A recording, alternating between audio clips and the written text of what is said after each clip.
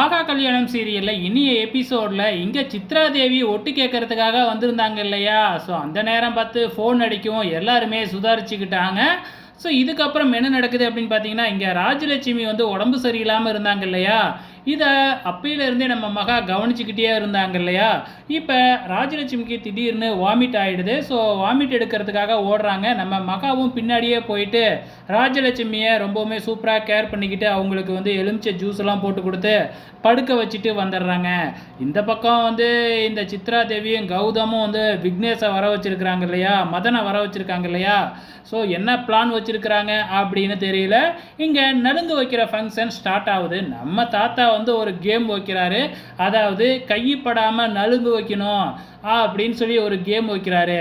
டக்குன்னு வந்து நம்ம கௌதம் வந்து பயங்கரமா யோசிச்சு வெத்தலையை எடுத்துக்கிட்டு போயிட்டு அந்த வெத்தலையை வந்து கையில் வச்சு கையில் சந்தனம் படாம வெத்தலையில சந்தனத்தை வச்சு நேராக எடுத்துகிட்டு வந்து ஐஸ்வர்யாவுக்கு தடவலாம் அப்படின்னு போகும்போது ஐஸ்வர்யா நவுந்துக்கிறாங்க. நேராக போயிட்டு சித்ராதேவி முகத்திலேயே கௌதம் தடவி விட்டுறாரு. இது ஒரு காமெடி அப்படின்னு சொல்லி காமிச்சிருக்கிறாங்க.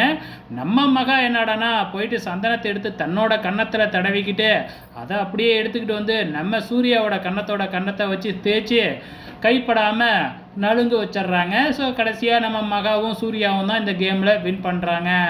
ஸோ இதுக்கப்புறம் என்ன நடக்குது அப்படின்னு பார்த்தீங்கன்னா, இங்கே பொண்ணோட அப்பாவுக்கு ஒரு ப்ராப்ளமாக இருந்துச்சு இல்லையா? கடன் பிரச்சனையில் இருந்தார் இல்லையா? ஸோ கடனை கேட்கறதுக்காக இங்கே மண்டபத்துக்கே வந்துட்டாங்க கடன்காரங்க. ஸோ என்ன நடக்க போகுதுன்னு தெரியல. அடுத்த வாரம் தான் தெரியும். வெயிட் பண்ணி பார்க்கலாம்.